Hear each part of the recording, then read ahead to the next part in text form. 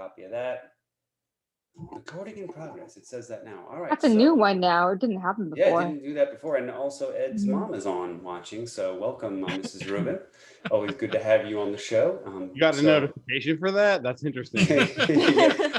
Well, I'm watching it on my phone, and my phone for some reason tells me when someone comes on. Is that how you know? Because I keep trying to figure out how you tell who's if watching. you bring it up on your phone for some reason. I don't know how that works, but somehow I'm able to do it. But since we're recording, I think we got to get started here. So Ed, you know what to do. It's the Tommy Feldman Happy Hour, you guys. Woo! Did it. Did it. Yeah. Through another week of the pandemic. It's still out there, but it is winding down, but we're still here. Some people say Zoom comedy may be going the way of the dodo, but I don't think so. I'm here to do this every week because it's fun. This is a talk show. I get to interview funny comedians from all over the United States, from all over the world, actually. And we've got some great comedians tonight, and I'm going to introduce them to you one by one. We're going to do all kinds of comedy here. We do some sketch, we do some improv, we do some regular stand-up. We do everything. It's a holistically wonderful comedy talk show. And so welcome to it. If you're watching live on Facebook, you can make a comment at any time, and then we'll try to read those out. And just sit back and enjoy, and hopefully you enjoy our show.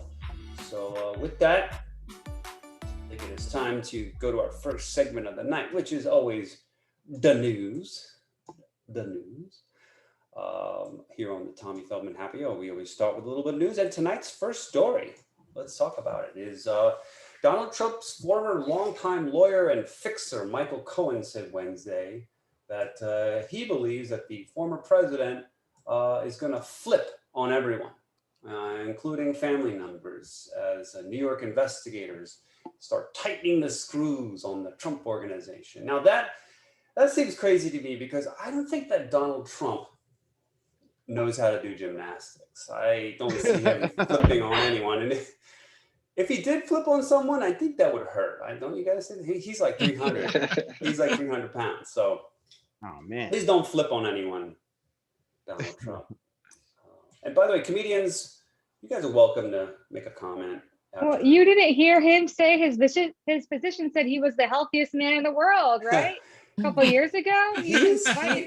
Yeah, probably by flipping all those pancakes. He's the healthiest. He's the healthiest man in the world on opposite day. So normally he's the not healthiest man in the world. So yes. All right. A Virginia man has invented a new way for kids to blow out their birthday candles without spraying spit and saliva all over the icing. Mark Appelt is his name. He's developed this battery-powered device called the Blow Z. Blow Z. It's activated when you blow into it, and there's a fan that gets turned on, and it blows out the flames. I mean, let's admit, this device really makes sense in the age of COVID. But you have to wonder, do the birthday wishes still count? Do the birthday wishes still count? All right. Why does it have to be battery operated? What's in that thing? A fan? Yeah, it's just a fan. Yeah, the time it took him to invent it, he could have just blown the candles out. Walk 6 feet away. It's like freezer to give the party a nice vibe. What kind of what if the batteries die? You can't blow out I gotta stop the party. I'm going to the store real quick. Like what? That makes no sense. How about just waving your hand? Yeah. There's my wish. There you go. You just, and this is like 1999. You could have just saved everybody $20. So yeah. All right. Let's see here. Okay. Sirish might have know something about this. An Indian couple reportedly chartered a plane recently and held a mid-air wedding with more than 160 guests in order to avoid the coronavirus restrictions in their state of Tamil Nadu, where weddings are limited to just 50 people. Now, I think this is a fantastic idea, and I think this is a trend that maybe it might be the start of a trend called the Mile High Wedding Club. Oh, no way. I was thinking the same thing. Yeah. Mile High Wedding Club. Because that's what happens in pandemics. New trends happen. And anybody here want to get married up in at 30,000 feet? It's going to replace cruise ship weddings. And next, you'll be able to get married in space. Yeah, it's not good when your marriage starts up in the air. Can we get a butt bump for Joel? All right, yeah, I'm sorry. I should have. Posthumously or what? There you go. You know it's going down after that. A post joke butt for Joel. Spanish police are investigating the death of a 39-year-old man whose body was found inside a dinosaur statue in let's see, authorities were alerted on Saturday after a father and his son noticed a smell emanating from the paper mache figure in Santa Coloma de Gramenet, a suburb of Barcelona. I had that one opportunity I had in Barcelona.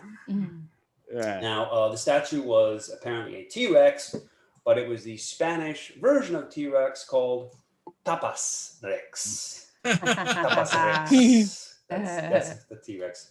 I like that your Catalan is on point there. Yes, that was very excellent pronunciation. I can't even. Muchas gracias. Es posible porque hablo un poquito de español. Yeah. And you know how if I said poquito, I'm just being modest, okay? I actually speak a little more más que poquito. All right. That's all the Spanish I'm going to speak today.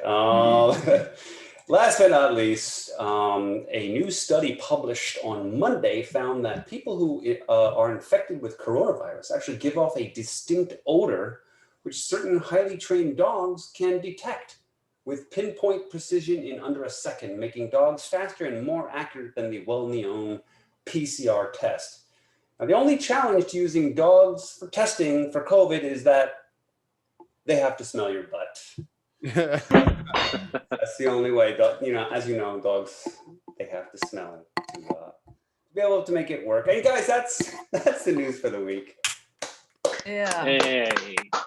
It was a struggle this week, but we got it done. We got these stories out. And by the way, Gabriel Nightfall is here, and he's one of our biggest fans. He's up and running. He says, "Let's get to the show," and he's saying, "What's up to Eric, especially your friend."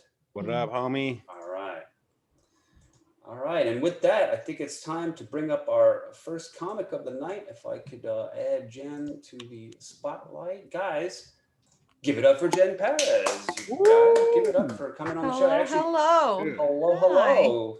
You are one of the few, the proud repeat guests on this show. I think you were on way back in the beginnings when we first started the show. When I was still trying to figure out how to I'm still trying to figure it out. That was a very awkward one, but I'm glad that you asked me back. Yes, I would. Well, I especially in my Bay Area compadres, I always try to have back on the show, and so there's just been a lot of stuff zooming around. Okay, that's a pun, but zooming around Zoom.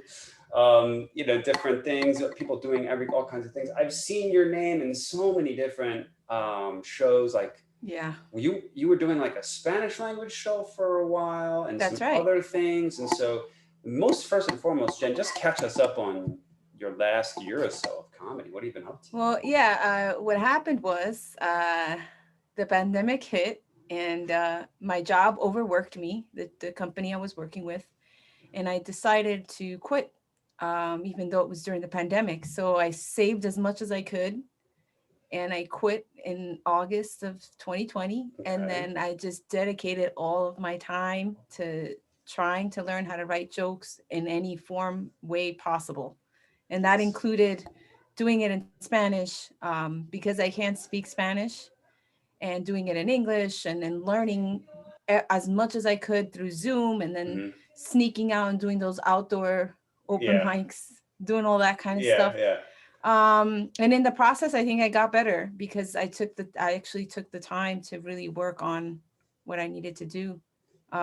yeah, that was my whole pandemic year. I just concentrated on writing jokes. A lot of Zoom, a lot of getting sort of your stage time on now. But what about now? Now that things are opening up again, and I guess job opportunities are popping up too. Has your situation well, I don't know. I'm trying to milk my unemployment so I could keep learning more. I watched a lot of different documentaries about different comedians. I'm starting to learn how to do Clubhouse stuff and possibly, my whole goal is to not have to get an office job again. I was working in an office, and hopefully just make my living doing all these things that I enjoy doing. And I started dancing again. I'm a dancer as well. Great. So I started training for that, and hopefully it'll work. Hopefully I can milk this till it's over. Well, it's going to be over in, didn't they say they're ending all that stuff in like next month or something, or two? Yeah, but I mean, I was able, because I didn't use all of my unemployment. I think I have until August. Yeah. But yeah, I am looking for work. I will probably eventually have to work a regular job like everyone else. Yeah. But fully vaccinated. So. Nice. All right. Well, now I think we went over your story last time, and we did sort of touch on it a little bit. Sure. But I do want to kind of revisit the why you got in the comedy part before we play, because you have a joke that we're going to show, which talks about your previous employment. But just let's retouch on that. I mean, why are you doing comedy, Jen? How did you actually get into comedy in the first place? I think that I honestly, now looking back and having time to reflect, a full year of doing all this, I think what happened to me was, I think I always wanted to try comedy as a kid. I watched a lot of musicals and I wanted to dance, right? So then I did all the dancing and I got that out of the way, but I wasn't very confident in my writing. I was left back when I was little, so I never really thought I could be a good writer. Okay. Specifically for reading and writing, like I have trouble reading and writing. Okay. So I never thought I could do it. And then what happened was I did all the dancing I wanted to do, and I did a lot of local shows and was part of different companies, like small companies, and was working and all that. And I knew that eventually I'm gonna get old and I'm not going to be able to dance. Right. So I kept looking for different things. I did some research and I decided on comedy. And as I think I went to Spats in Berkeley by myself. I knew a year ahead of time, I knew where all the open mics were, but I would never dare to go. And so I finally was bored. I was like, forget it. I'm just going to go. And I went. And then I think I saw what it was about. And then I came back this following week. I got drunk and I went up there and bombed. And that's how it started. And now here you are. Well, I think your comedy is getting better. You sent us some pretty good clips that I would like to show everyone. Sure. So let's go ahead into your clips here. Let me just pull that up here. So we have the first one is a sample of your stand-up. So where is this, Jen? This was actually, I think I put the wrong date when I sent it to you, but this was March, St. Patty's Day in San Jose at Vito's Pizza. Oh, okay. And Pete Munoz is another like local comedian, and he hired me to do this. And this was my first live performance ever, like out of the pandemic. Yeah. And I was paid like, it was my first one outside of the, Nice. Yeah. I think I had seen Pete talk about this. So, wow, good to see. And people were in the audience. All right, well, let's talk a little bit about your previous career. So let's play this clip from Jen Perez. Here we go. I used to be a New York Jets cheerleader. Well, thank you so much. I'm glad you appreciate that. I thought when I first got on the team, I thought I was going to make a lot of money. I thought I was going to get to travel. I thought I'd get to go to the Super Bowl. I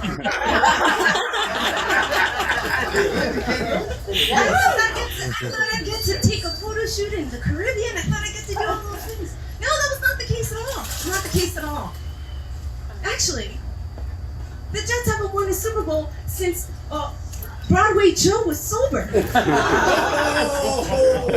case you didn't know, that's Super Bowl 3. And I thought I was gonna make a lot of money. I made no money on the Jets, not at all. Actually, I've made more money doing comedy than I ever did on the Jets. I've made almost $12. The Jets roster isn't even worth $12. So comedy is better than the Jets, huh, for making money. No, actually, it's a joke. It's not real. I was paid more money to do the Jets than I have. But eventually you will make money. Eventually, I hope so. I hope so. You know what? It's funny when and this is something that I think only challenge for female comics is, what does it do with your purse? It's always a challenge. So you were very brave. I decided to just go there and have my purse. I don't know. I was very nervous. I had a drink and my purse, and I just didn't want to let anything go. So that's why I did that. I feel like it's like, if only there was a trustworthy person that you could go to an open mic or a show and that you could hand your purse to and it wasn't going to run off with it. But I feel like Tommy's about to confess that he used to be a purse snatcher. Like, how do you have all this info on where purses go, dude? I don't know. I guess like maybe it's a husband thing, but like offering his services. When you're married, you get to pick up on these things. I have to carry my wife's purse quite often, but so I feel the pain, I guess you could say. Yeah. You've sent in another clip. This is this is Arturo Regosa did this scenario. You want to explain it a little bit? Sure. So Art got a bunch of comedians to do some like fun parody of different international beer commercials. And he created this skit and he got a lot of Bay Area comedians to participate. We did it, of course, COVID safe in small groups over, I don't know how he did it, but it was over a course of a couple of days. Yeah. And I was fortunate enough to be part of that group. And what I like about this clip is it shows your comedy, your acting, and your dancing as well. Yeah. So let's play Jen Perez in this sketch comedy. To be here.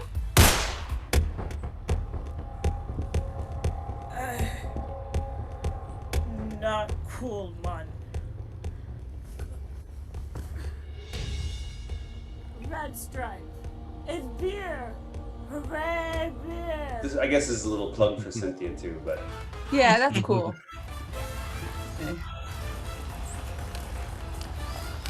Get the #1 Brazilian beer. Did you? Something else that you should know.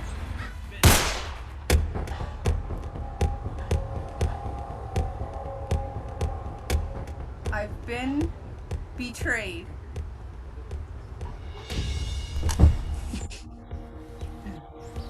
So you got done in by the Australian. Everyone got done in. Everyone got done in. That was the running joke. Everyone gets done in and they come back. And No, that was good. I was amazed at how he was able to stitch all those together. And, he worked with Jacob Blazer, who's another local comedian, to film all that. And I think if you watch the entire sketch, I think it's like maybe 10 minutes long or something. You'll see how it goes. But it was a lot of fun doing that, and it was in a difficult time for me. So, and I'm not confident at all in my acting. That was I don't know what I'm doing. Was but great. Thank you. What kind of was that? Salsa? No, not like Brazilian. Brazilian samba. I was attempting samba. I'm still learning samba. That's what I'm training in. I've been doing samba for 4 or 5 years, but it's a difficult dance to get it just right. So I'm still training in that. Yeah. Wow. Well, that looked like. Oh, go ahead, Eric. Hey Jen, like I've seen you at different Zooms. I've always wanted to tell you this story. I see you at different Zooms and stuff. Anyway, the only time I did the open mic at Milk Bar one time, and you were there that night. Yeah. Anyway, I came up with this joke that I did that night, and I still do that joke because it was just like, this is great. And always wanted to I don't know. I always wanted to tell you like, oh man, like you were there that night that I was inspired to do this joke that I still do. So, Probably. it's pretty cool. Do you still perform at Milk Bar? Do they still do stuff there?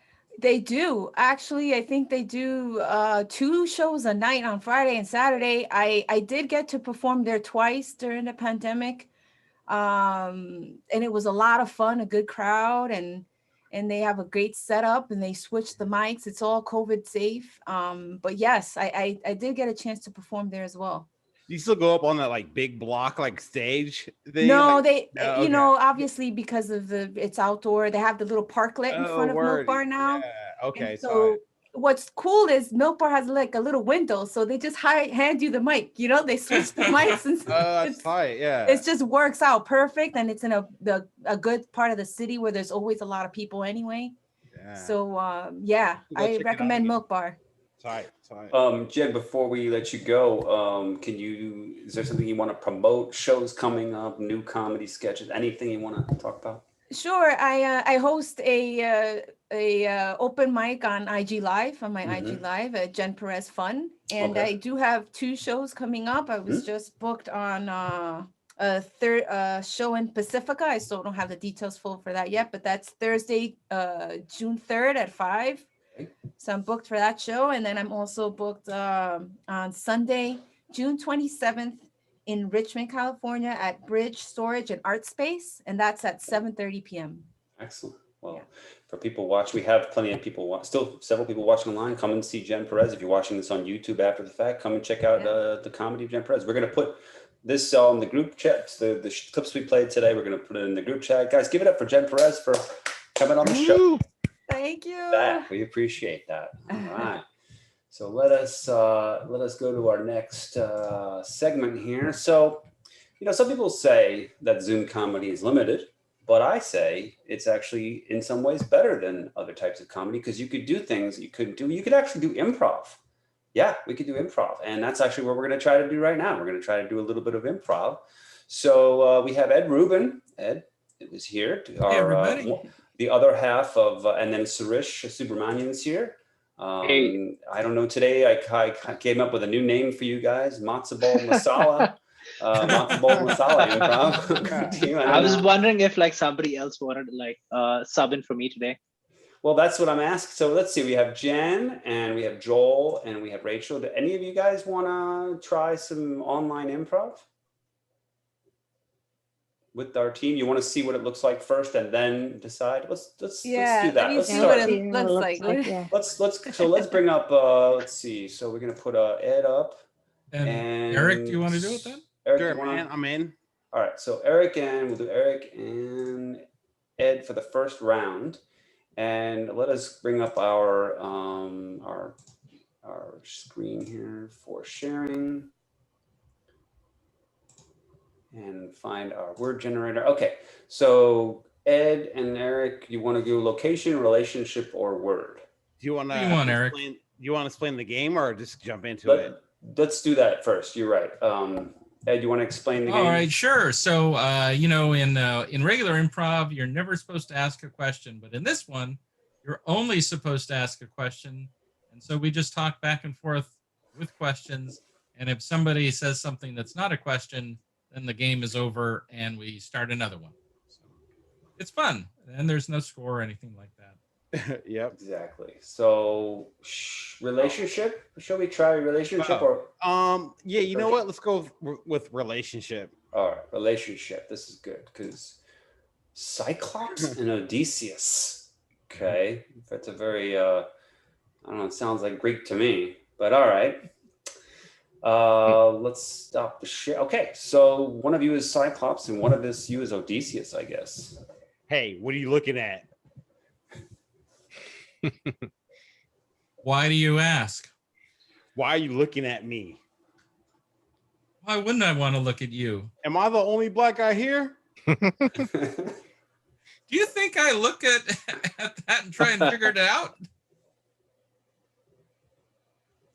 I wish I had a real question for you right now. Wait, that's not even a question either. My bad. All right. Round over. Good job, guys. I played the black card too early. I was in over my head. Yeah, I should have waited a couple more Yeah, bars. yeah. Thanks for putting me on the spot, Eric. I really appreciate that. Let's see what Ed will do to get canceled. Great. All right, so let's play another round. Guests, anybody wanna try? Niko or Sirish? Anybody? I'll try. All Why right. not? There we go. So let's add Jen. Hey. Let's do Sirish. You want in? No. I'm just like watching today. So we'll do Eric and Ed and Jen, but probably we'll have to do a location because there's 3 of you. So let's go back to the generator and see what location we're at. And you guys are at a high school cafeteria. Take it away, improvers. Is this seat taking you to? Depends who's asking. Where's the Wasn't Coke I machine? the one asking? Where's the Coke machine? Are you using code words? I don't know. I don't know. Where is the Coke machine? I don't know, Ed. You think she's a narc? Why would there be a narc at our school? What is a narc? Why are you guys asking me? Am I the only black guy here? Do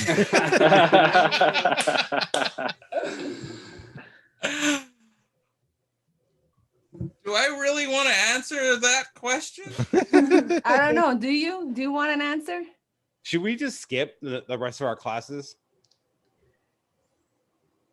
Is it okay if I ask my mom if I can skip my classes? Do you mean skipping like hopscotch skipping? I mean, like.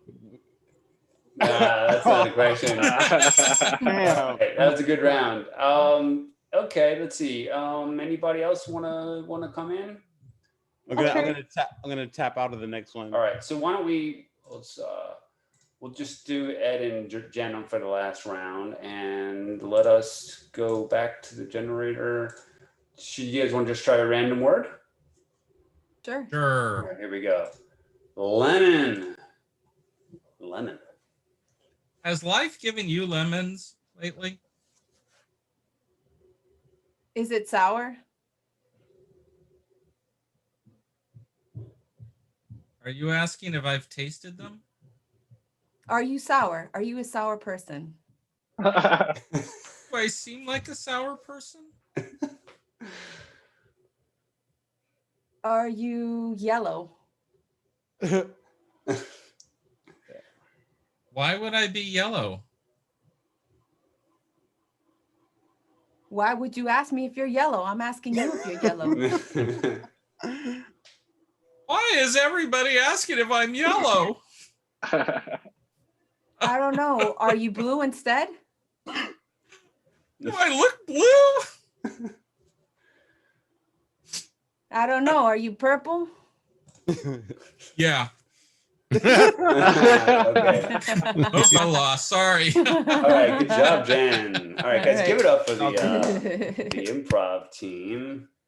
All right, good job, guys. All right, so let's go back to our next guest. Let me first figure out how to remove some spotlights here. Remove spotlight and spotlight for me. And here he is. Okay, guys, give it up for Joel Klein. Woo! Guys, give it up for Joel Klein coming in on the podcast all the way from Vermont. Joel, I know a little bit about your career. You alluded to the fact that you produce game shows. I think you said you were also a writer, but why don't you tell us about your regular and comedy careers, especially what got you into comedy? Well, I am a game show producer. I produce game shows, reality shows, those things. As I always say, some you've heard of, most you haven't, which explains why I'm doing comedy in Vermont. So I do game shows. The one that most people know is like Fear Factor. I was one of the producers of Fear Factor, and I just spent my whole career doing game and everything. But what got me into comedy was all my life growing up, I wanted to do stand-up, but I was always too shy, too quiet, and all that stuff. And 5 years ago, because I just had my 5-year anniversary doing comedy, I'm just gonna do it. A comedy club opened here. It was a really good comedy club. They were doing like a workshop, you know, you could go and do. You'd go for like 5 weeks, and then at the end you would do a showcase. And I just did it, and everybody couldn't believe that I was doing it. Anybody who knew me was like, "You're like the shyest person I've ever met." You know, as one of my dad's friends used to say, the kid never said 2 words in high school. Now he's doing stand-up. So it's so yes, I did it, and I had friends who were stand-ups, and they told me that I was going to either do it once and be done, or become obsessed. And I became obsessed, and I've been doing it now for 5 years. Excellent. Well, one of our fans, Gabriel, writes in, Fear Factor was hella scary. I enjoyed Fear Factor as well, and you know, Joe Rogan especially, he's always talking about it on his show. He used to talk about it. That's amazing. So now you're in Vermont, and I mean, obviously it's not. You don't think of it as a comedy market, but where do you go? Do you go to Boston to perform, or do you actually, believe it or not, we have a club here in Burlington. You do? Okay. The Vermont Comedy Club, and it's consistently ranked one of the top 5, top 10 clubs in the country that's outside of New York and LA. Wow. Okay. We get really, really strong headliners that come through here. It's great, and it's Vermont audiences are great audiences too. We always laugh. They laugh at a joke and then they stop because they make you work. It's like they're not going to let you have the joke that you already did is done. Now you got to make them laugh. Yeah. But they're a great audience, and the club is great. I've gotten to open for some really great headliners. I've opened for Godfrey, Bob Marley, Pete Lee, Dana Gold, Michael Rappaport. So I mean, we've had you know, some really good people here to come through. So I didn't know that Vermont had a comedy club, so that's interesting to learn. I mean, even, you know, obviously out here on the West Coast, same kind of thing happens sometimes. You have sort of a smaller town, but then they, for some reason, get known for comedy. And Vermont. What's great is we get a lot of comedians that come up from New York that we can. Plus, I mean, we get them from LA too. We get a lot from LA. Sure. And what's great is a lot of times when comedians are going to a JFL, they'll just pop down here, and because they're only about an hour and a half from Montreal. That's excellent. Oh wow! Now, you do stand up, and now the production of shows. I mean, I would think it's a separate situation, but sort of in between that would seem to be like maybe some writing. Do you also do some production of comedy, or you want to go that direction, or do you see your stand up as a gateway to doing more written comedy? Or no, I do, like, I still do game shows, producing game shows and stuff, and I'll go back and forth to LA as needed. And but no, I want to do stand up. I love stand up. I love being on stage and doing it. I've written, I write on shows that and I've written like some screenplay type stuff, but as much as that's fun to do, what I love, and I'm sure every comedian out here tries to say the same thing, there is nothing like standing on stage, of course, saying a joke for the first time and having the audience react. And it's just automatic feedback. And what's great and from working in television, what's really nice is you get no network notes. If I write something, I get to do it, and I get up on stage and I do it, and I have to live and die with it. But I get to do whatever I want to do. And I mean, it's just when you're on stage, there's nothing. When you can have well, speaking of which, you did send us a clip. So why don't we go ahead and go to the clip of your comedy? Let me pull that up, and you can set it up for us. Let's see here. All right. So Joel sent in a clip here. What is this? Let me just refresh this here. Vimeo. You went with the Vimeo. All right. Here we go. So let's set this up for us. This is the Vermont Comedy Club you were talking about earlier. This is Vermont Comedy Club, and I don't know what joke you're on right there. I'm at the very beginning. I think of it. I wanted to start at the beginning. So, yeah. So this is just, this is a festival going on here. It was Vermont Comedy Club, and if it is the beginning, as a comedian, me being the age that I am, I always have to address the room. I'm you don't the see old guy in the room. I mean, you don't seem that old to me, but then again, I'm in my 50s, well, you so. know, you and I talk here. But all right, so here's Joel Klein at the Vermont Comedy Club. Let's play this clip. I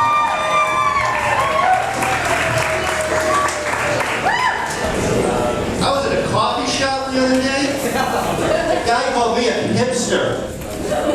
What? Look at me. If you call a guy my age a hipster, it means we had one replaced.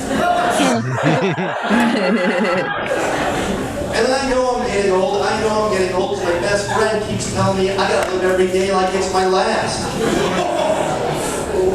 So I bought a hospital bed and a morphine drip. The night guy came up to me after the show. He goes, "You know, you're a pessimist." I said, "No, I'm not." And I threw my half-full drink at him.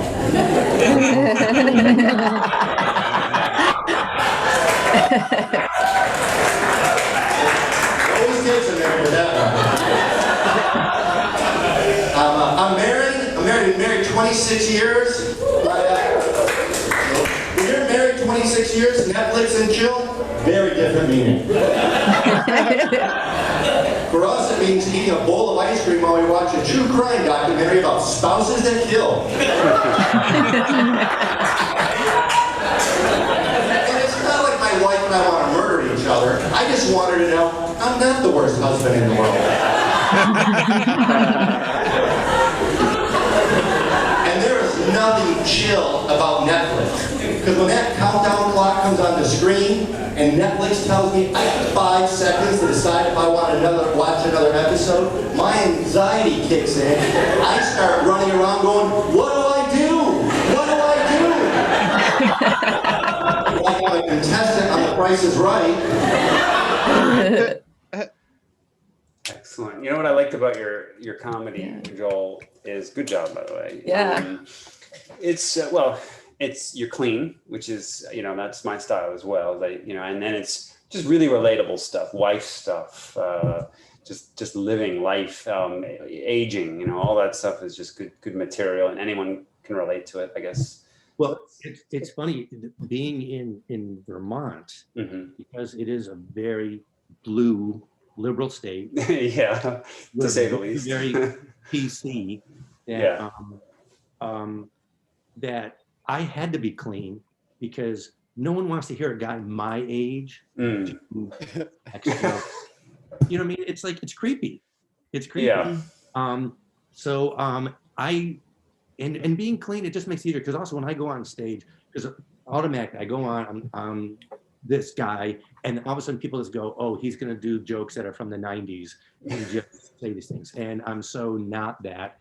So yeah, I just clean. And also I can work anywhere. You know what I mean? I can go to any place. And if you can do clean jokes and make the audience laugh, then you know they're good jokes. It's not just shock. Yeah, I can relate to all of that.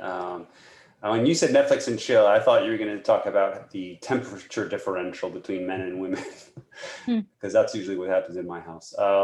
She's always freezing and I'm regular, not temperature. Excellent. And actually, yeah, so Joel, one thing I always like to ask is from stuff to promote. I mean, what do you got coming up? What's your schedule like? It's, what's nice is things are, now that things are finally starting to open up, I'm starting to get live shows. So I have a show next weekend. I'm in Maine doing a show in Auburn, Maine. And then the following week out here in Burlington at a club. It's a big jazz festival here. So there's one of the clubs between music acts is doing a comedy show. And so I'm doing that one. So I got a couple live shows coming up. Live show. All right. Well, guys, give it up for Joel Klein for coming up on the show. We'll put your clip on our group page, and keep up the good work, and stick around for the quiz show, which is you're going to be a part of. So let us go to our next segment here. If I could figure out how to, this is always a challenge here. Remove spotlight. There we go. All right. Now, a word about the show. This is not just your ordinary show, just going out into the internet and just watched by a few people. This is actually a sponsored show. Corporations, big corporations, mega corporations come to us and they say, can we please sponsor you in some way? And there's only one guy that I would put in front of any companies and any company, and that's Eric Newton. You guys, here's give it up for Eric Newton for our sponsor man. What's up, everybody? Oh man, it's Friday. We made it. Another week. Great, right? Yeah. I know we never put enough happy in the happy hour, right? We should do that. Like, I mean, right? We should be happy to be here, right? I love it.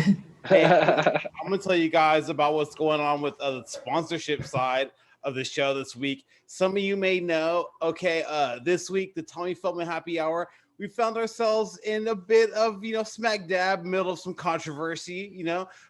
Basically one of our well-known sponsors has beef with the fact that we have another sponsorship with a direct competitor. So we have deals with Gillette, but we also have been doing some deals on the side with Magic Shave, which I don't know. It's like this. I decided we have to resolve this conflict of interest. I took it upon myself. I'm gonna run this test, and whatever turns out to be the superior products, that's what we're gonna keep, right? We're gonna keep that as a sponsor for the Tommy Feldman Happy Hour. Luckily, I'm the perfect person to do this, right? Because I do some modeling work on another website called OnlyFans, right? because of the modeling work I do this modeling work that it forces me to pose for very close up pictures of various regions of my bodies, right? So I was like, okay, I'll do a shaving test. So I used the Gillette product. I shaved around my neck, underneath my beard. It came out pretty good. Like that. I used the Magic Shave to shave, let's say, some more remote areas of my body. And hey, I'm here to tell you right now, we have a clear winner. It's very surpassed the best product I've ever used in these types of areas. And it's definitely Magic Shave. I gotta say, right now, at this very moment, my shit's smooth as eggs right now. To quote Dave Chappelle. You know what? I'm not even afraid. I'll show you. Check it out. It's smooth as eggs, people. That's not even a kid. And I just want to say one last thing. If you thought I was really gonna show my junk on Facebook live to a bunch of people watching the show, I'm not that type of person. I'm not gonna show my junk in public for free. All right, hit up my OnlyFans page. Like I said, give me some money, we can talk. And hey, that's all I got this week for the Tommy Feldman Happy Hour. Guys, next week with new sponsors. All right, guys, give it up for Eric for going the extra mile, doing the sampling and the testing, and wow. And by the way, Gabriel Nightfall writes, "Hell yes, Eric. LOL, haha. LOL, haha. This is funny, Eric." He writes. So lots of comments coming in, and it is time to bring up our next guest, you guys. So let me spotlight Rachel Dunbar, ladies and gentlemen. Give it up for Rachel Dunbar. She's here all the way from the mighty Boston. Rachel, we've never done a show together, but I hear great things from around the Zoomverse. I also picked up on you having been in this Boston Comedy Festival. Apparently did quite well there, and so kudos for that. And but you know what? Why don't you tell us about your comedy career, especially what got you into comedy? Yeah, sure. So I never really was interested in comedy growing up. I was thought oh, that looks fun, but I was really big into music. I was a singer and guitar player, singer-songwriter type, and that's what I thought I was going to do. And then that didn't really happen for me. I auditioned for the Berklee College of Music in Boston to get in. I was like, no, that does it. I'm never gonna be a musician. And then so I was in college, and there was this group on campus that would host these open mics. It was mostly spoken word poetry. And then a Boston comic, he got up and he actually did comedy there. I'm like, oh wow, we can do comedy there. I was like, okay, that's kind of cool. And I was in college, I was doing homework, and I was listening to this playlist on Spotify of all these different comedians, and I was thinking to myself, I was like, oh, I could do this, I guess. And then so I went to the next open mic, and I wrote down a little 5-minute set. Never taken a class, never done it before. I was just like, okay, this could go really great or really bad. And so I got up there and I had a lot of fun. A lot of people liked me. And so I was like, oh, maybe I can do this. And then so, you know, when you're so good at something, you stop and then you don't do it for a while. And then so I didn't really start doing open mics in Boston. I did like one, like my senior year of college. Like I first tried out stand up like my sophomore year of college. And then I didn't, and then I took a year off, you know, I didn't do it. And then I was in grad school, so I was like super busy. And then I started open mic again, trying to do open mics again. And then I was dealing with like this eviction case. And I was like, okay, I can't go to court and tell jokes at the same time. And then 2019 came around. I was like, you know what? I'm either going to get into it or I'm just never going to get back into it ever again. And if I do it and, you know, I can't quit, because if I quit now, I'm never, you know, that's going to be it. So I got back into it January of 2019. It was like my New Year's resolution or whatever. And I started getting back into it, doing more open mics. And then I finally got booked at my first show 2 years ago, back in May. And then, you know, just started, and the rest is history. There you go. Well, really, it sounds like you're making good progress, and you're getting in festivals and things like that. You know, the Boston market, I guess in comedy circles, it's not obviously New York or LA like people say all the time, but it does have a reputation of bringing up a lot of comedians because it's kind of a harder market, you know, to make Bostonians laugh. I think is the reputation is there. But what do you think? I mean, is Boston a more difficult market to come up in for comedy? You know, I don't know anything else really. I know Bostonians are mean, so I think you know, it's hard to, you know, it's hard to make them laugh. So I guess if you make them laugh, it's like, you know, like a win, kind of. I don't know. Yes, and Ed pointed out that you're right, Ed. I didn't mean to say Boston market, but I did. And it was Boston chicken before it was Boston market, right? I still think of it as Boston chicken. Rachel, you sent in a fabulous clip. Let me pull up your clip of your comedy. If I could figure out how to. But too late. Stop that. Okay, Rachel Dunbar. So Rachel. Tell us, where is this venue? West Side Social Club, is that? It's in Wakefield, Massachusetts. So outside of Boston.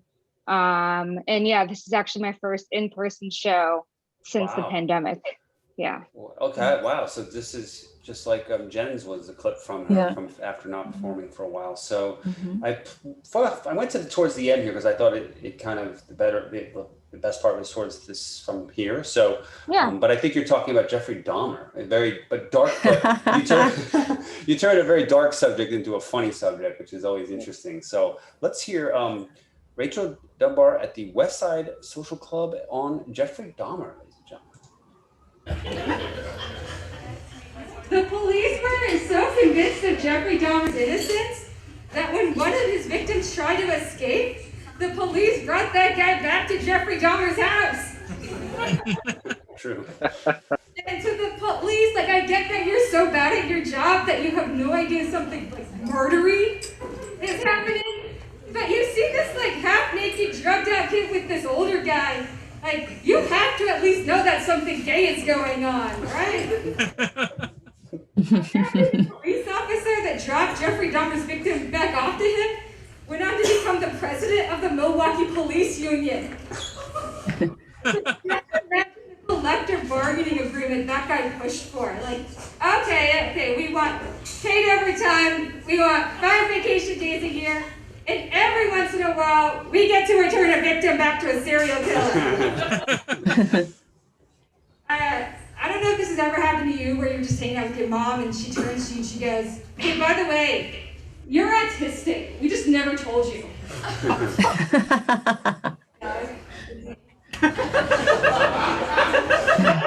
don't know what it's like to find out you're autistic at the age of 27, but I was like, this adds up, because I love counting. I told people I'm autistic, and they're like, "Well, have you tried cutting out gluten?"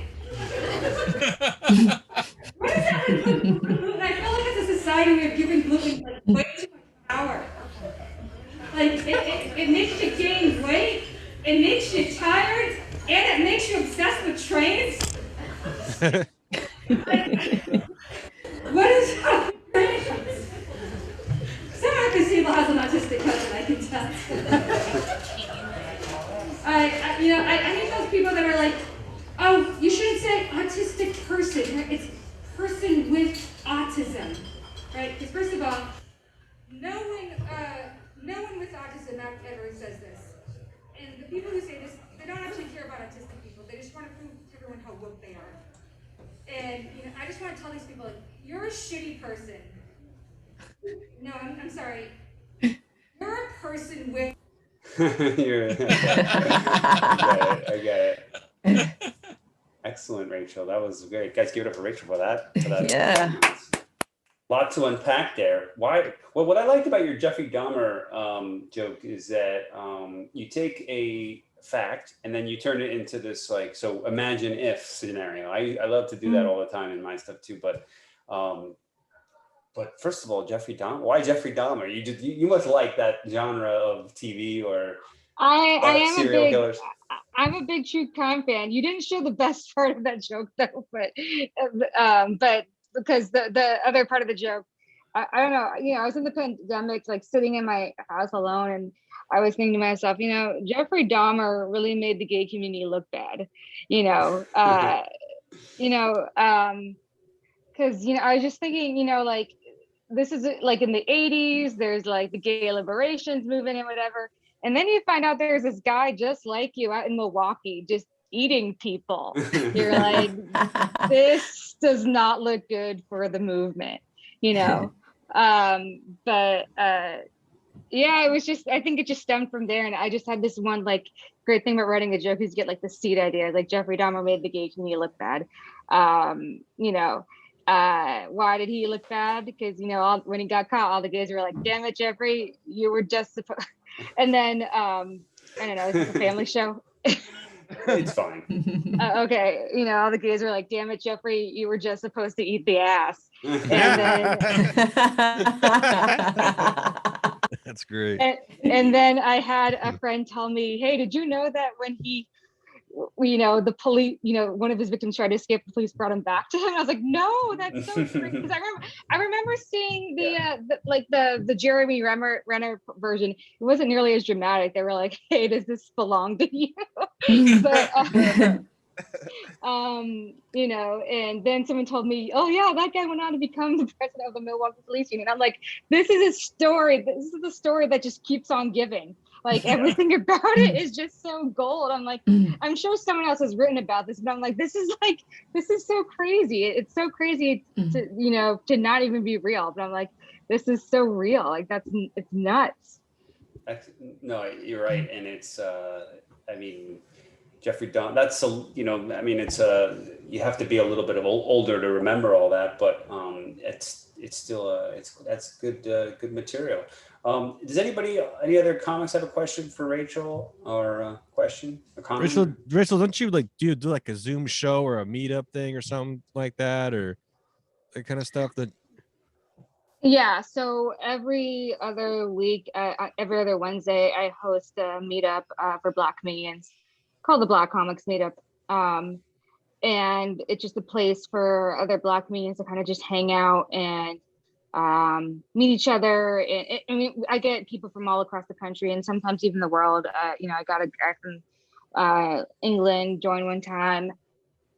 Excuse me. And that's been going for almost a year now. And so it's really great because people have been able to network, and I get to meet people with more experience than me, and they share their wealth of knowledge with everybody. And I also once a month I try to host the Black Comics Workshop, which is it's a joke workshop for Black comedians. And so one of the great things about Zoom is I'm able to create spaces like that. Excellent. That's great. That That was cool that you explained that they're for kind of for black comedians, because it explains why Niko was so timid to ask you about it. I was like, I didn't know what it was. tiptoeing around this question. Like, Well, Niko knows better than anyone else. When I post about it in the Displaced Comedians group, I always get people of the, why is it gonna be Vermont? Why can't it be me? You know, I actually had someone very politely, who was white, very politely ask me if they could join, and I just said no. But in my head, I was like, what part of Black Comics Meetup? It said, this is for me. Any other shows you want to promote that you're going to be appearing on? Right? I know I saw what looks like you're appearing a lot on Zoom, and or live shows you want to promote. Yeah, I don't have any live shows lined up just yet. I did a couple. I have a show tomorrow night at 6 p.m. Pacific, virtual. It's called Soul Sister Sunday. And it's I guess I don't know. I'll post a flyer on my Facebook page, my Instagram, whatever. And then I have another show on Monday night. My friend's calling it New Queer's Eve, which is a showcase for queer comics that I'm headlining. I think it's on. Great. This is why everyone hates me, because I can't remember the dates and the time. Well, we'll post your clip, and then we'll they can just tag you, follow so you. Yeah, sure, yeah. find you. And so, guys, give it up for Rachel Dunbar for coming on the show. It's nice to have you. Hopefully, you'll come back too one day. And don't go anywhere, because you're going to be a part of the quiz. So stick around for that. Yeah. All right. So let me remove myself from the spotlight, and here he is, guys. And now in my post today, I referred to him as embattled but emboldened. Embattled but emboldened. Niko, why would I say something like that? This doesn't make any sense. Unless you know Niko, it does make sense. Niko, why would I say that? Because you're a lunatic, Tommy. That's why. Look, you run a group of almost, about 8,000-ish people. Not everyone's going to like how you do things, and that's just the way it's going to be. But overall, I think the group overall has been so pretty positive and fun. And one thing I'm really enjoying is it's just so cool seeing pictures of people who met on Zoom, hanging out and doing shows. It's like the highlight. I'm just like so happy seeing that, and that's happening more and more, and it's going to be happening more and more as things open up. Those you aren't aware, I started a Facebook group a little over a year ago called Displaced Comedians, just kind of a place to connect with other comics. And the focus on that initially was a little stronger on just having like a list of mics to get to, but also just a community to talk to each other and hang out. And you can hear I have a little bit cold, which also makes it so that even though there's some live stuff I wanted to do this week, I can still get on Zoom, and I did some VR stuff this week. So we're still going to be using this. People are worried like, hey, it's going to go away. No, we just know how to do it better. And this is the list we're looking at right now. And we usually like to highlight one of the mics on here. And Tommy, would you hit the Tuesday tab for me? Folks, you see there's the days of the week, and then there's times in Pacific time to standardize on something. I know I've been highlighting different ones, and I'm sure there's ones I've missed before. I think I've mentioned this one before several months ago, but at 5 o'clock Pacific, this one's called the Virtual Meat Slap, which is kind of a fun, silly name. And this is put on by two fantastic comedians and people. One gentleman who goes by Brian Barbecue and Ham Clancy. They're just a kick-ass duo, super funny people. Like a lot of these mics are put on by comedians who've been doing it for a long time.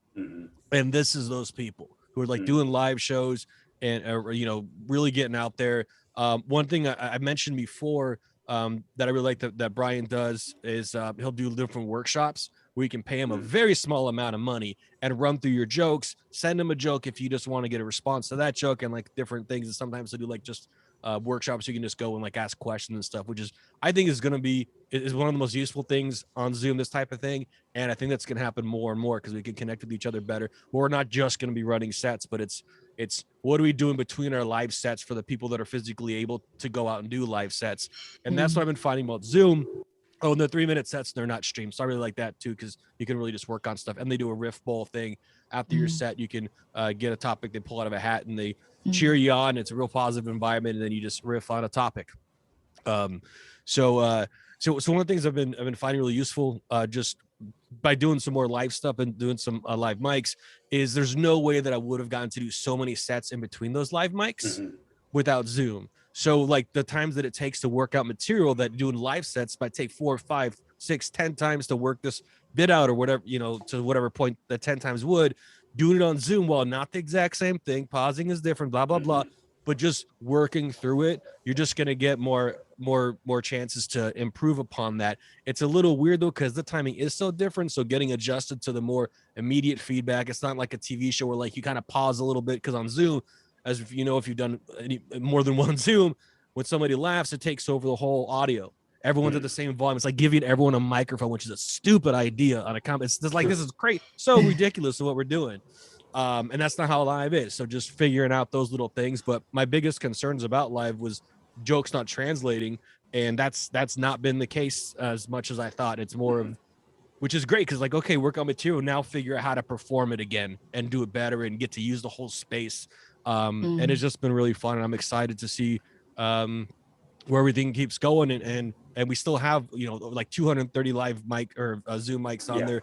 I'm sure they're not all active. If they're not, please tell me, message me saying something's over. I can't be everywhere to know it all, but I try to pay attention to that stuff. So I could talk forever about this, but thank you for having me on. Thank you, Niko, for keep doing what you're doing. You know, I mean, it's still a very valuable resource, and a lot of us are still doing Zoom. I'm still doing Zoom, and I think it's great. So guys, give it up for Niko Lukoff for happy tonight coming on the show and also helping us all the time. Thanks so much.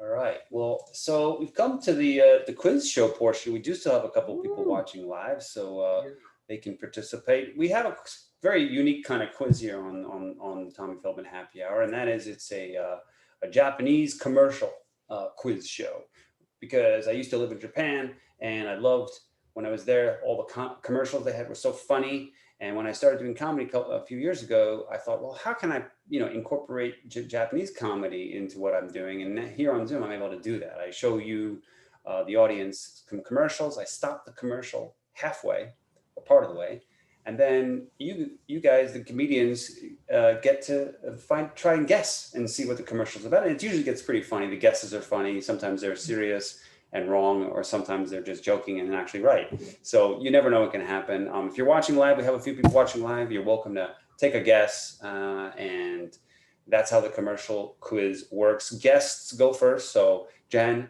and Rachel and Joel, you guys get first dibs. Then we'll go to the Facebook audience, and then finally we'll go to our regulars, because they usually have an inside view of some of these. They've seen some of these products before and services. So let us go back to the internet and go to our commercials. Our very first one is queued up already, and you could also request a replay if you sort of want to see it one more time, but let us just get right into it. The first commercial starting now. 本当にこれ効果あるんですか？お客様いらっしゃいませ。そんなことしなくても招きを口を。 Oh my God, that did not go the way I expected. But what do you guys think? I mean, Rachel, did you have any guesses as to what this could possibly be a commercial for? I'm wondering is that a hair salon that they're dragging him into? Because I see a little yes, sandwich board. It is a hair salon, but that's not what it's a commercial for. But I'm really impressed that you figured that part out. So now I got the location. You're getting warmer, but it's something. It's not the beauty shop itself. Okay, it's not the beauty shop. It's not the beauty shop. Jen, you want to take a stab at it? I feel like it's probably a product from the booties. Like, so maybe like, I don't know, like maybe it's a face wash or something. A face wash? Okay. All right. Joel, what do you think it's a commercial for? Oh, you're muted. You're muted, Joel. Joel's muted. Okay. I didn't pick up on the hair salon. Also, I was just going with kitty litter. Kitty litter. Yeah, that's a powerful kitty. Facebook, do you have any guesses, Gabriel? No, not yet. Okay. Since a cat is involved, got to ask Eric. Eric, What? How about that? If your cat did that to you, man, that would be. Oh, she might does. not Dude, be so happy.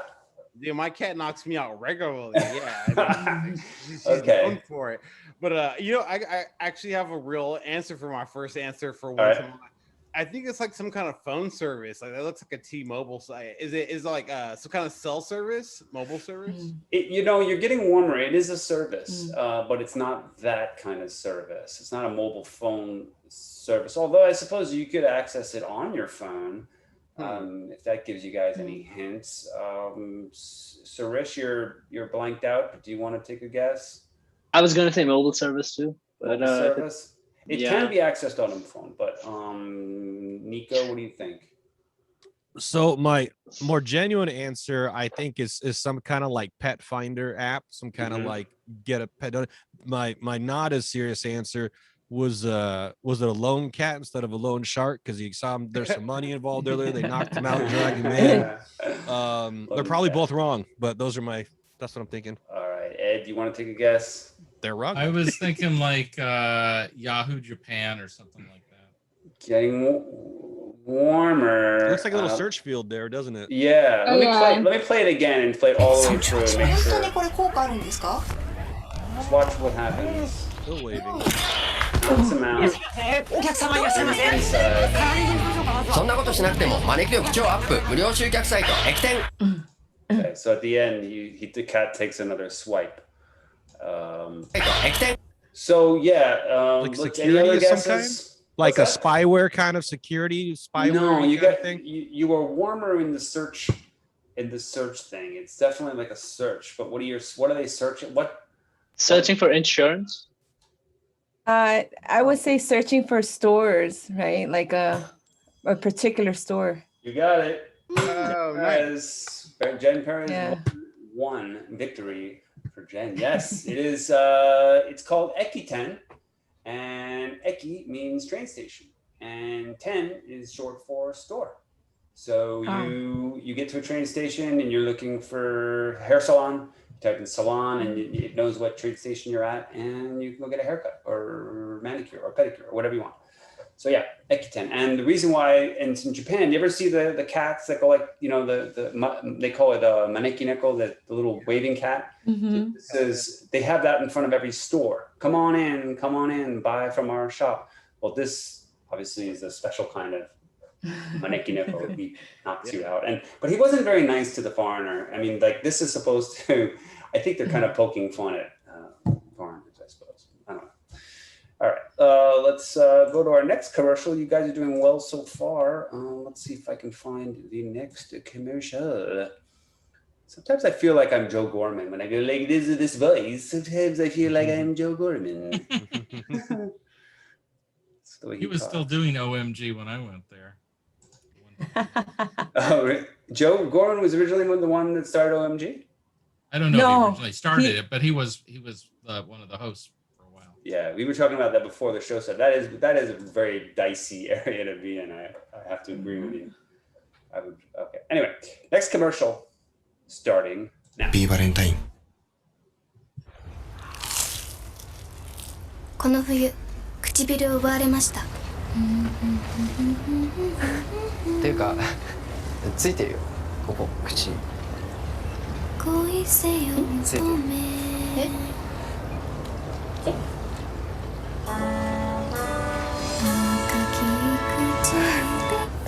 First. All right, some romance and some food. Very exciting. Rachel.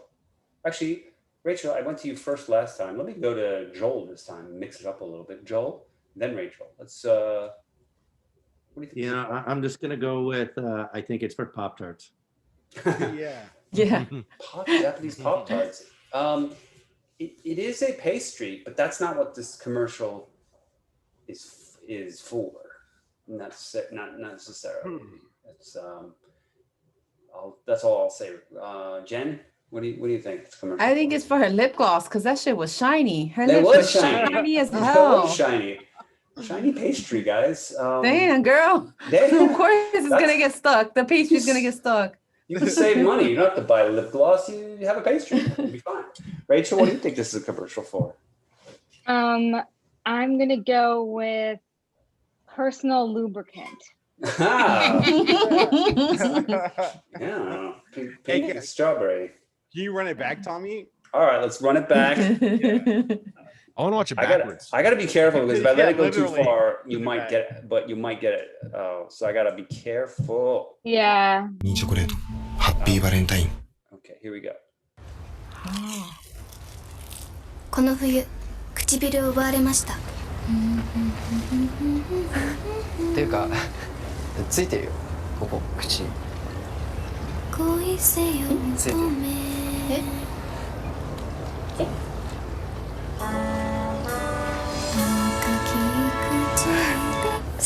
ファースト Right.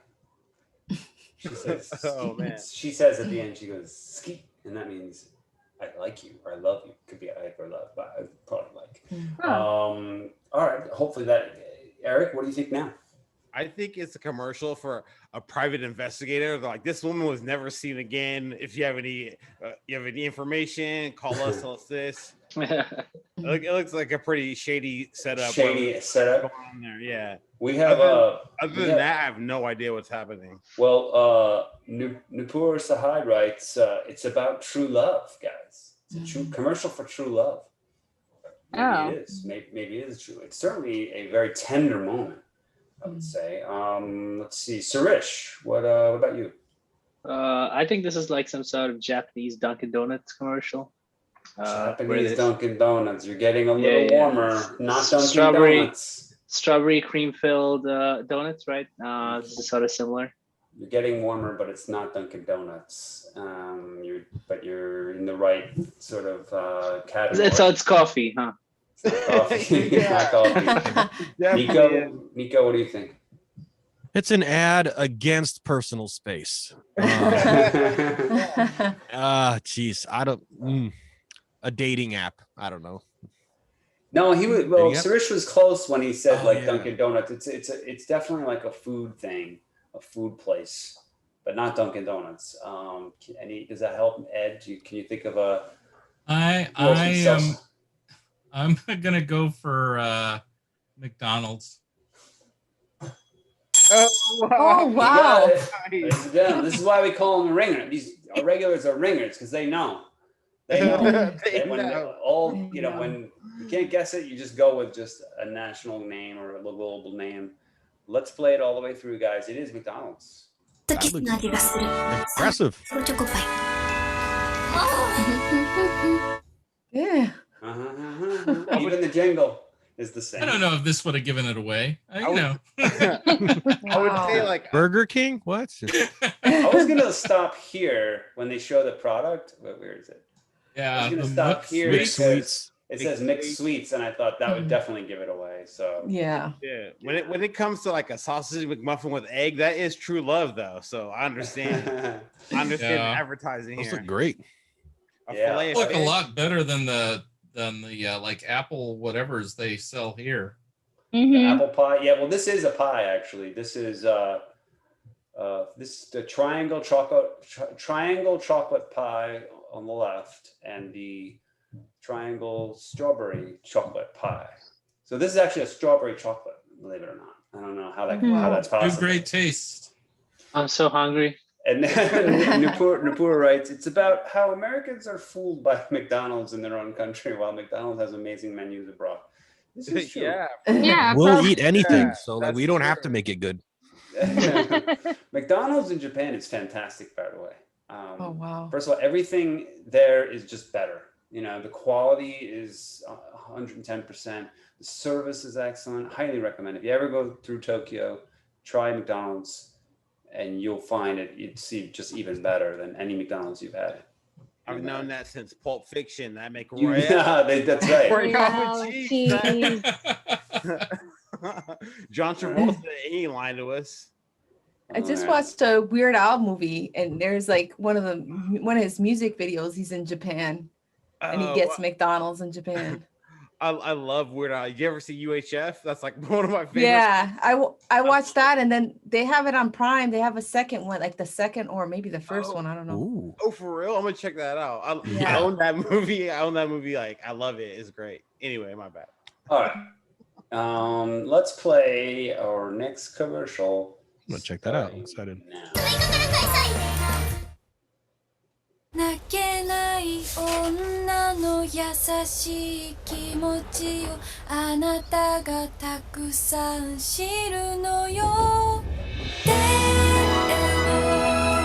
つなごう手をずっとこうしてたいの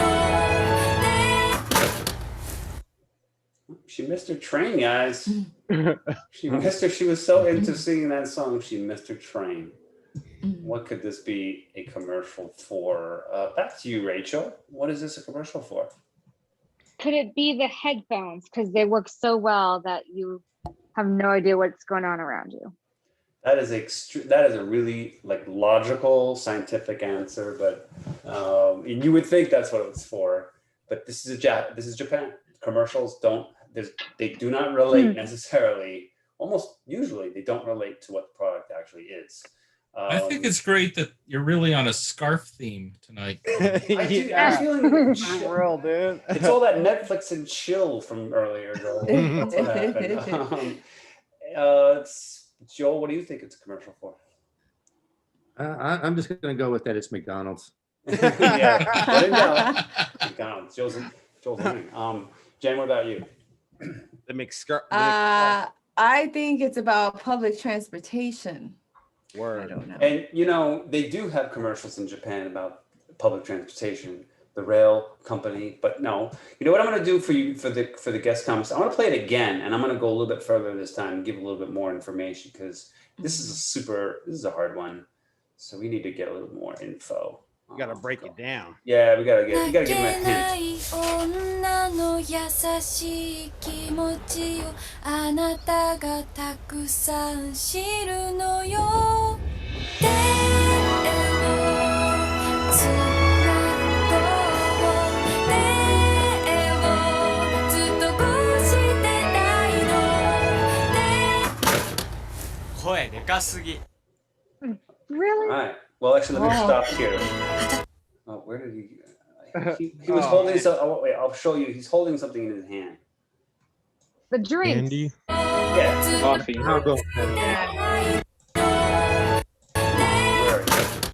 You hear that sound, right? All right, Yeah. there we go. All right. Now, what do you think? Jen, Joel, Rachel? The drinks or whatever It is a drink. It is a drink. But what is drink? it? Energy drink? Snapple? I don't know. Not energy. Jen, Juice? Joel, not juice. I would say aloe drink. Not aloe. It's not aloe.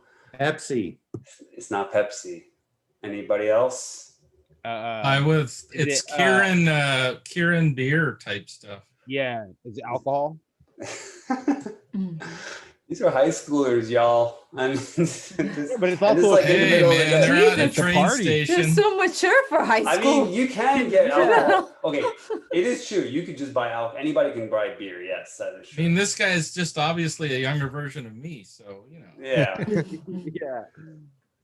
Eric? Is it Kool-Aid? Are they buying like Kool-Aid? root beer? Not Kool-Aid. Not root beer. Is it bottled coffee? It is not coffee. Whoa. Come on, guys. It's Japan. Tea. Who said tea? I said tea. Eric. All right, Eric. All right. You know what? For extra 5 points. And by the way, 5 points means nothing on this show anyway. But for an extra 5 points, what kind of tea? I'm gonna say oolong tea. Not oolong. Green tea? Not green. Yeah, I don't Ginseng? know. What'd you say? Ginseng? Not ginseng. Jasmine? Not jasmine. Come on. Ginger? What'd you say? Ginger? Lipton? Not ginger. Lipton? How about Earl Lipton? Grey.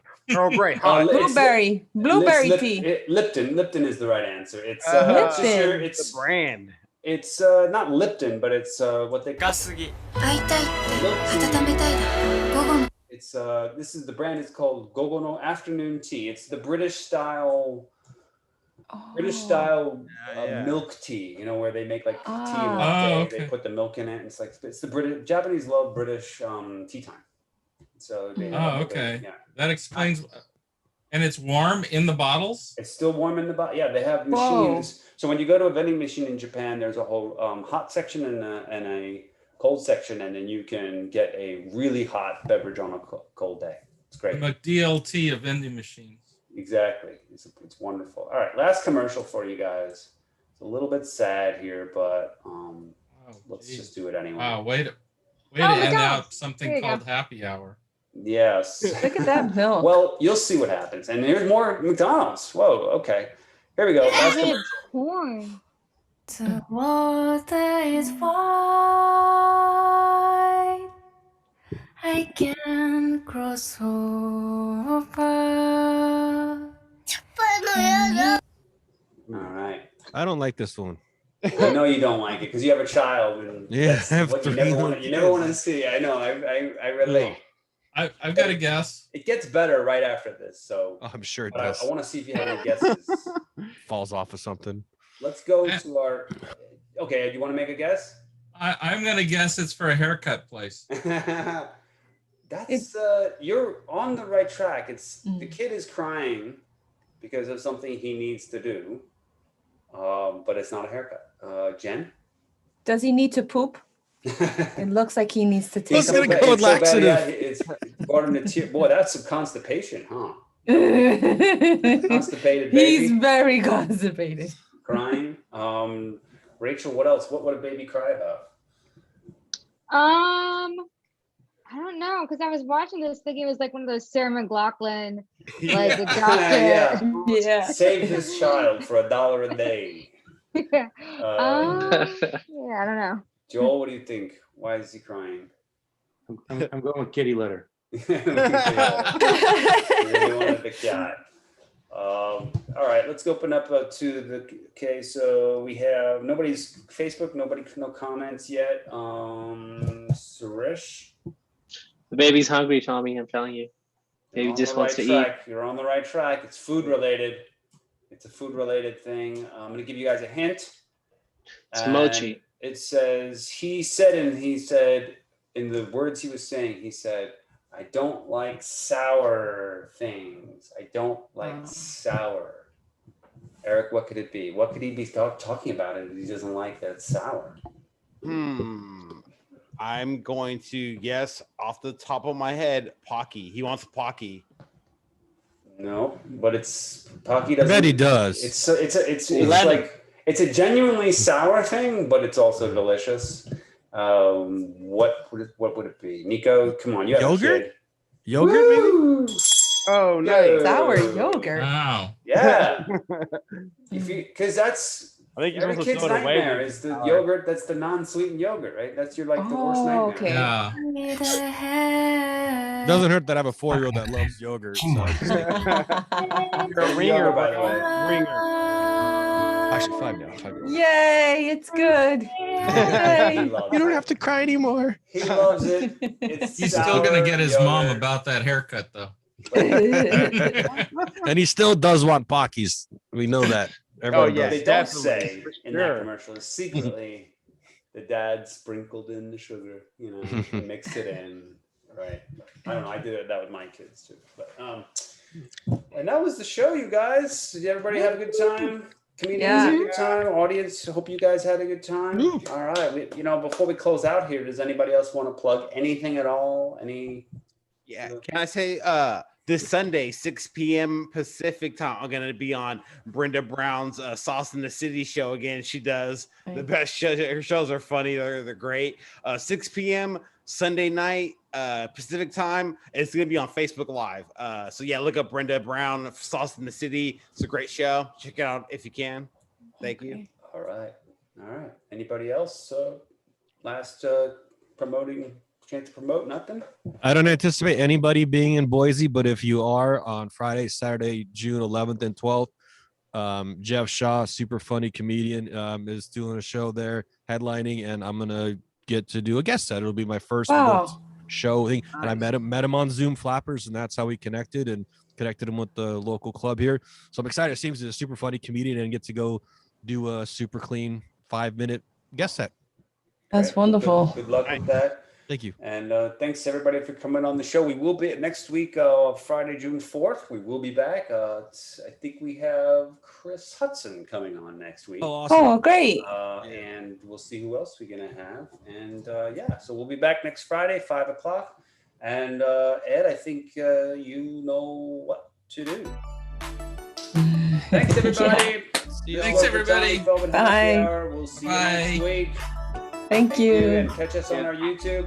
This is going to be YouTube as well. Great show, everybody. All right. Thanks so much. Have a great weekend, everyone. Bye-bye. Bye. Thank Bye. you. Good night, everyone. Keep it smooth as egg. Bye. Smooth as egg. Yeah, keeping it smooth. Yes, man. Bye. Bye. Thank you. Bye. Bye, Bye. Nice meeting everybody.